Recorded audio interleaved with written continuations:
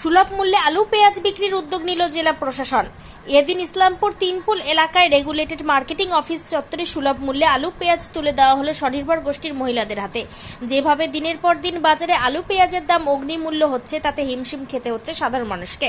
তাই সাধারণ মানুষের কথা চিন্তা করে উত্তর দিনাজপুর জেলা নিয়ন্ত্রিত বাজার সমিতি কৃষি বিপণন বিভাগের ব্যবস্থাপনায় ও উত্তর দিনাজপুর জেলা প্রশাসনের সহায়তায় শনিবার ইসলামপুর রেগুলেটেড মার্কেটিং অফিসে ইসলামপুর মহকুমা 5টি ব্লকের স্বনির্ভর গোষ্ঠীদের হাতে আলু পেঁয়াজ তুলে দেওয়া হয় এবং আগামী দিনে অন্যান্য শাকসবজির চাহিদা বাড়বে, যেইভাবে গোষ্ঠীর মহিলাদের হাতে তুলে দেওয়া হবে বলে জানান উত্তর দিনাজপুর জেলা রেগুলেটেড মার্কেটের সেক্রেটারি জয়দেব মাইতি। অন্যদিকে গোয়ালপুকুর বা অন্যান্য ব্লক থেকে এসে ইসলামপুর থেকে আলু পেঁয়াজ বা অন্যান্য শাকসবজি নিয়ে গেলে তেমন লাভ হবে না বলে দাবি স্বনির্ভর গোষ্ঠীর মহিলা। আমরা যেটা নিয়ে এসেছি সেটাকে বেছে বেছেই কাস্টমাররা নিচ্ছেন, ওখান থেকে কিছু ভালো খারাপ মিলিয়ে আছে, কিন্তু ভালোটাই ওনারা বেছে নিচ্ছেন। আর সেটাও আমরা 35 টাকা রেটেই পেঁয়াজটা বিক্রি করছি আর 27 টাকায় আলু বিক্রি করছি। তো এক্ষেত্রে সমস্যা খুব একটা হচ্ছে না, অনেকেই নিচ্ছেন আর ভালো রেসপন্স পাচ্ছি বাজারে। মোটামুটি যেসব মোড়গুলোতে যাচ্ছি আমরা পাড়ার মধ্যে যাচ্ছি, সেখানে কিন্তু ভালোই হচ্ছে। বললাম বাজারে আপনারা আম জনতা সাধারণ মানুষ ক্রেতারা এক দামে কিনছেন, সেটা একটু বেশি দাম, আপনারা কম দামে দিচ্ছেন। কোথাও কি কোনো এরকম প্রতিবন্ধকতা বা বিরোধিতার শিকার হতে হচ্ছে যেখানে বলছে আপনারা কেন বিক্রি করছেন? এখনো পর্যন্ত সেরকম কোনো সমস্যা আসেনি, আর যেহেতু এটা সরকারের সাহায্যে হচ্ছে সেক্ষেত্রে কেউ সমস্যার কোনো সম্মুখীন হয়নি। ভালোভাবেই চলছে এটা এখন। মূলত কোন কোন এলাকাগুলোতে আপনারা আপনাদের বিপণন সংস্থা নিয়ে গেছেন? আমরা এই 4 দিন হলো আজকে নিয়ে, 4 দিনের মধ্যে চৌরঙ্গি মোড়, আমরা ওইদিকে থানা কলোনির দিকে কিছুটা গেছি, ইসমাইল চক, তিনপুর মোড় এবং বাস টার্মিনাসে একই জায়গায় স্টলটাকে আমরা লাগিয়েছি এবং আরও সমস্ত ওয়ার্ডগুলোতে আমরা কভার করবো আস্তে আস্তে। মূলত পৌর এলাকায় কি আপনারা সার্ভিস দিচ্ছেন? আপাতত পৌর এলাকায়, পরে যদি প্রশাসন মনে করে তখন আমরা পৌর এলাকার বাইরে গিয়ে সার্ভিসটা করি। রেগুলেটেড মার্কেট কমিটির সেক্রেটারি যিনি আছেন তিনি বললেন যে সবজির যদি প্রয়োজনীয়তা হয়, বিশেষ করে শুধু আলু পেঁয়াজ নয়, সবজিরও আকাশ মূল্য। আমরা চেষ্টা করছি যেগুলো এখন বর্ষাকালে এমনি সবজি কম, তার মধ্যে যেগুলো কচু বা এগুলো রাখার চেষ্টা করছি আমরা, যেগুলো সবজি এখন দরকার হয়। আম জনতার জন্য কি আহ্বান রাখবেন আপনি?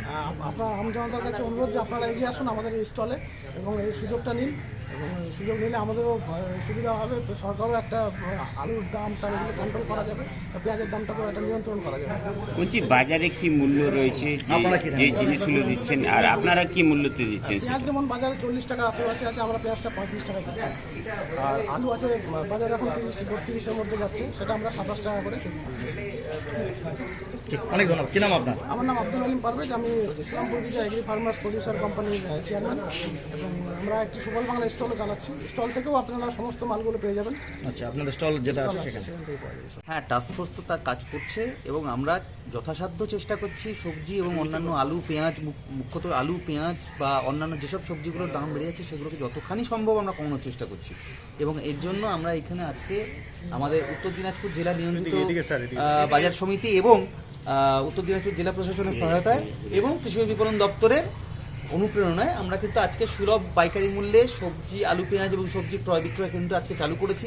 এছাড়া আমাদের উত্তর দিনাজপুরে কিন্তু ইতিমধ্যে 4টে সুফল বাংলার ভ্রাম্যমান স্টল চালু হয়ে গিয়েছে, যেখানে আপাতত আলু পেঁয়াজটাই বিক্রি হচ্ছে। যেহেতু আলু পেঁয়াজের দাম একটু বেশি রয়েছে বলে আমরা কিন্তু আপাতত লোকের কাছে আলু পেঁয়াজটা বিক্রি করছি। আজকে যেমন আলু আমরা বিক্রি করছি 27 টাকায় এবং পেঁয়াজ বিক্রি করছি 35 টাকায়, 35-36 টাকাতে মধ্যে আমরা কিন্তু পেঁয়াজটাকে রাখার চেষ্টা করছি এবং বিক্রিও হচ্ছে।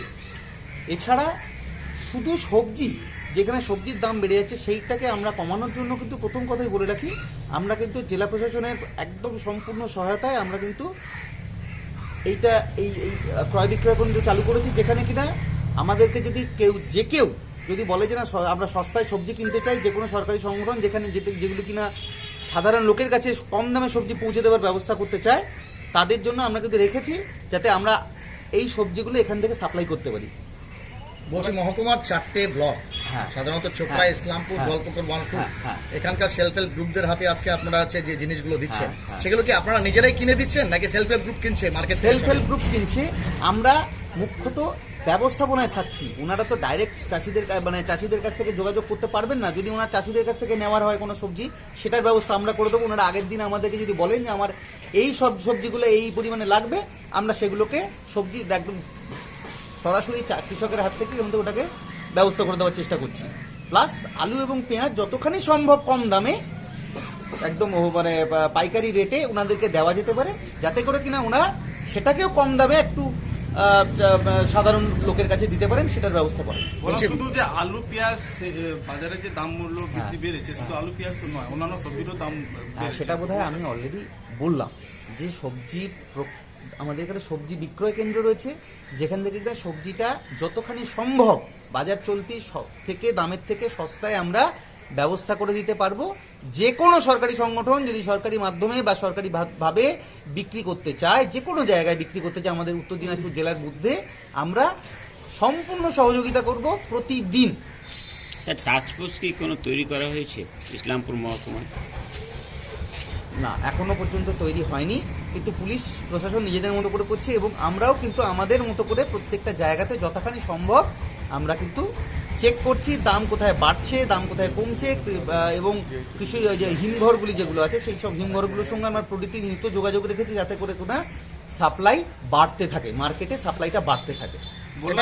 এই ক্যারিং খরচাটা কি ওনারা নিজেরাই বহন করবে না আপনাদের তরফ থেকে? না, এই ক্যারিং খরচাটা কিন্তু ওনাদেরকে বহন করতে হবে। ওনারা কিনবেন ওনাদের পয়সায়, ক্যাশেই কিনবেন এবং ওনারা বিক্রি করবেন। আর আমাদের ক্ষেত্রে আমরা যে সুফল বাংলা বিপণীগুলো যেগুলো দিচ্ছি সেগুলোর ক্ষেত্রে কিন্তু আমরা পরিবহন খরচটা আমরাই দিচ্ছি, কৃষি বিপণন দপ্তরের অনুপ্রেরণায় বলুন এবং উত্তর দিনাজপুর জেলা প্রশাসন এবং উত্তর দিনাজপুর জেলা নিয়ন্ত্রিত বাজার সমিতি এই খরচটা কিন্তু আমরা বহন করছি। এই যে এই মুহূর্তে যে ভ্রাম্যমাণ স্টলগুলো যাচ্ছে প্রত্যেকটার জন্য কিন্তু খরচ আমরাই দিচ্ছি।